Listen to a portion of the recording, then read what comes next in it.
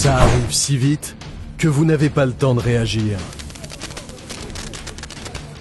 Voici comment survivre à une explosion de téléphone. Les téléphones qui explosent peuvent faire penser au film Mission Impossible, mais cela arrive plus souvent que vous ne le pensez. Qu'est-ce qui peut provoquer l'explosion de votre téléphone? Peut-il exploser pendant que vous l'utilisez? Pouvez-vous empêcher votre téléphone d'exploser? En général, votre téléphone est toujours avec vous. Il est dans votre poche, votre sac à main ou à côté de votre visage si vous l'utilisez. Donc si votre téléphone prend feu ou explose, cela pourrait être très dangereux. Voici quelques astuces pour éviter cela.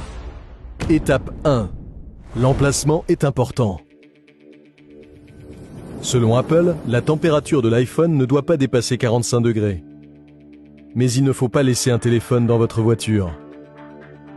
La chaleur peut s'y accumuler rapidement et le lithium-ion que contient votre batterie de téléphone a une température critique, un peu comme un point d'ébullition. Lorsque la batterie atteint cette température, elle peut subir une décomposition exothermique et libérer de la chaleur. C'est comme une boucle de rétroaction. Si une cellule commence à dégager de la chaleur, cela affecte les cellules voisines, qui chauffent et atteignent également la température critique. Les cellules de la batterie peuvent se court-circuiter de façon permanente et même commencer à produire des gaz d'oxygène et de dioxyde de carbone. Ces gaz risquent de faire gonfler la batterie et de compromettre sa structure. Heureusement, votre téléphone ne risque pas d'exploser après avoir été laissé dans la voiture. Mais si vous remarquez que votre téléphone gonfle, cela peut être un avertissement. Étape 2. Ne le rechargez pas dans un endroit chaud. Lorsque vous devez recharger votre téléphone, ne le placez pas dans un endroit où une chaleur supplémentaire pourrait s'accumuler, comme en plein soleil, sur le tableau de bord d'une voiture, sous votre oreiller ou à côté d'une source de chaleur. Une jeune fille vivant au Kazakhstan est morte lorsque son téléphone a explosé à côté de son lit. Elle avait branché son téléphone pour écouter de la musique et s'est endormie. Elle a été gravement blessée à la tête par l'explosion et est morte sur le coup. Étape 3. Ne soyez pas radin.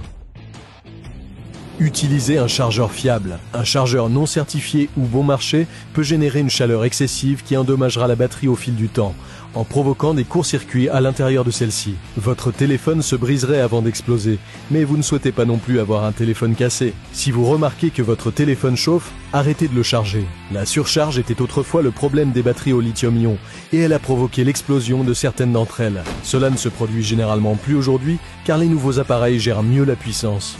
Ils réduisent progressivement la quantité de courant à mesure que la batterie du téléphone se recharge. Mais si votre téléphone est en train de se charger et qu'il est chaud, il est préférable d'arrêter de le charger. Étape 4. Réfléchissez rapidement.